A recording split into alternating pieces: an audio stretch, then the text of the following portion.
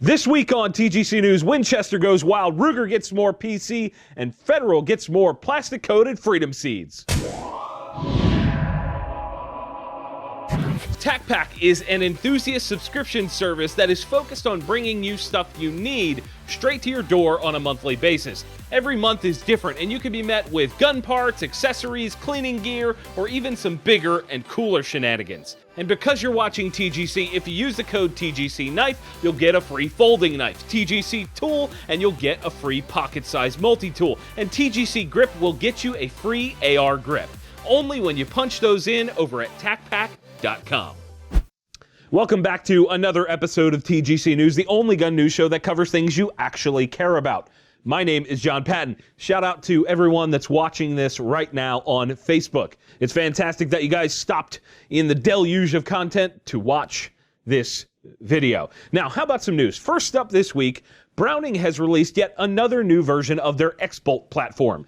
This one is called the XBolt Max Long Range, and it looks exactly like you would expect for something like that. The main thing that separates it from all the other XBolt options is the stock. It's made from composite and features adjustable length of pull via spacers in the rear, an adjustable cheek piece, a scallop under the rear to grip or lay on your bag, a vertical pistol grip area with a spot for your thumb, and of course sling studs for bipods and slings. They also come with a heavy fluted stainless barrel that has a muzzle brake installed on the 5/8 24 threads, and they also include a thread protector if you don't want to use the brake. The only other change is an extended bolt handle. Other than that, it's the high quality Browning XBolt that you would expect. It's going to be available in 10 different calibers, all geared for longer range shooting, and the pricing falls in at $1,269 MSRP. Consider for a second that this, in theory, is an out-of-the-box performer. And although it's lacking some of the same features when compared to something like the Ruger Precision Rifle, which is very good for its $1,599 MSRP, by comparison, this Browning starts to look like a pretty good option for kind of mid to entry-level long-range precision. The only thing to find out is whether or not it's as good as we all want it to be. What do you guys think? Is the RPR still a viable option, even with its slightly elevated pricing these days? Does Browning offer enough for you to pull that trigger? Do you ever even get a chance to shoot past 100 yards? Sound off in the comments and let me know your thoughts. Next up this week, Winchester has released what could be one of the coolest new rimfire guns we see this year. It's called the Wildcat, and the feature set is pretty advanced for the dollars that you spend. On the surface, it's a semi-auto 22 long rifle with an 18-inch barrel, 10-round rotary mag, peep sights, and a lightweight polymer stock. And then things start to get a little interesting. Ooh, that's interesting. First off, by pushing the big red button on the rear of the receiver, you can drop the entire action out of the gun for easy cleaning of the action as well as the bore. On the side of the action are a set of Allen keys that are used for adjusting the rear sight or taking off the stock completely. There's a bolt release button on the left-hand side of the rifle as well, so unlike other guns where you have to pull back on the action and release it, this one you don't have to do that. You hit the button.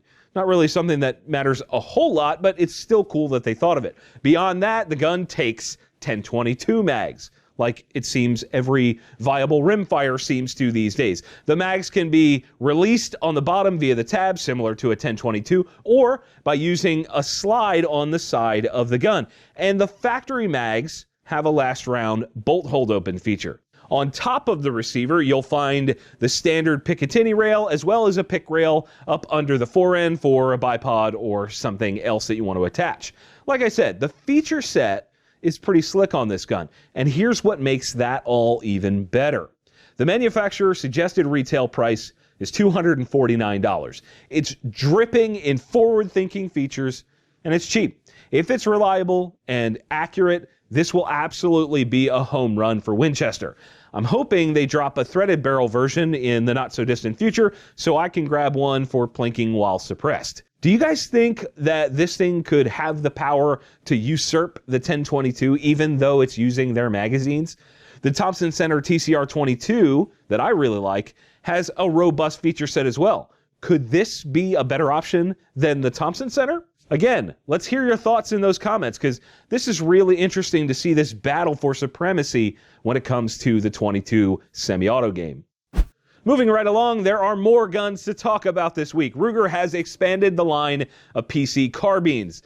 The new ones come in the form of a 40 Smith & Wesson option, as well as one that has an aluminum free-float handguard covered in M-LOK slots. The 40 cal version holds up to 15 rounds in freedom-loving states and adds nothing to the price.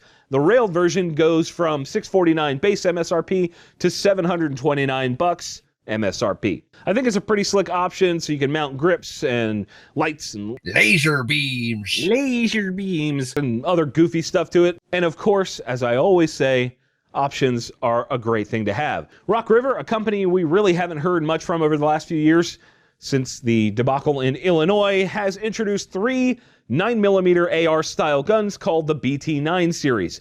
They are available in pistol configuration with either 7 or 10 inch barrel and rifle configuration with a 16-inch barrel. The guns look pretty sweet with the billet lower and M-LOK handguard, but with an MSRP of $1,250 for the 7-inch, $1,285 for the 10-inch, and $1,540 for the 16-inch competition variant, I think I'll move on to something a little bit more affordable. And speaking of pistol caliber offerings, Federal has added a new defensive version of the Syntech ammo to their entire lineup.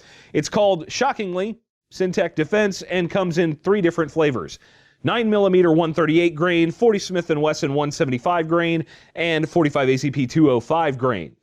The thing that makes this ammo interesting is that they've jumped on the fragmenting bullet bandwagon with the design. Upon entering a flesh target, the round opens and 3 segments break off and travel about 6 inches out and away from the center of the wound channel, while the remaining base of the projectile continues on to get the penetration that you need and want. This is not a new concept. Lehigh Defense has been doing it for years with their controlled fracturing ammo, but this is new for Federal, as far as I know, and certainly a new thing for plastic-coated bullets. Pricing on the ammo ranges from about $20 to $25 for a 20-round box. Neomag offers a slick solution to discreetly carrying a spare magazine securely in your pocket. Available in small, medium, and large to hold anything from 380 to 10 mil. Also now available are the extended clip versions, which allow you to carry deeper in your pocket or carry your spare mag with an extension. Utilizing strong neodymium magnets, a steel backer, and titanium clips, these things are built to last. To get 10% off your entire order over at theneomag.com, use the code TGC10. It's time once again for Friendly Fire, the segment where I answer your questions from all over the interwebs. This week our questions are again coming from the Gun Collective Facebook page. Go check that out. First up this week, Zach Baker wants to know if I've ever sold any of my guns, and if so, what was the first one to go and why? To be honest with you, I don't really remember which one was first. It was a long time ago. I've definitely ditched a few guns over the years, so it kind of gets all muddy. I can't remember if the first one was a Glock 19 or my Walther PK380. The Glock was boring, and the Walther was picky on ammo and a pain to clean. I don't regret that at all. John Quinlan says, what do you think is the best semi-auto goose gun? That's an easy one. The Beretta A400 Extreme. They're fantastic. And rounding us out this week, Zach Moody wants to know how to get his wife into shooting without her feeling like he's trying to control her. Well, Zach, that's complex. Interpersonal relationships are a complex thing.